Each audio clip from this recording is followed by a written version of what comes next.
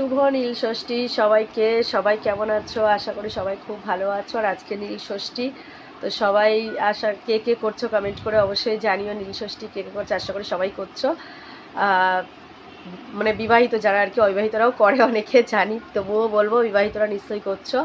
তো কে কে করছো কমেন্ট করে অবশ্যই জানিও। আমার পুজো হয়ে গেছে, আমি মন্দিরে যাইনি, আমি বাড়িতে, যেহেতু আমার শিবলিঙ্গ। এই এই দেখো, আমি বাড়িতে জল ঢেলেছি। এই যে আমার পুজো দেওয়া হয়ে গেছে, এখন বাজে 3টে। আমি সকাল থেকে উপোস থেকে এখন জল দিলাম, শিব ঠাকুরের মাথায় জল ঢাললাম। এখন আমার পুজো দেওয়া হয়ে গেছে। তো কার কার পুজো দেওয়া হয়ে গেছে বা পুজো দেবে অবশ্যই কমেন্ট করে জানিও। যাদের পুজো দেওয়া হয়েছে তাদের তো ঠিক আছে, যারা পুজো দাওনি তারা ভালো করে পুজো দাও, মানে শিব ঠাকুরের মাথায় জল ঢালো অবশ্যই।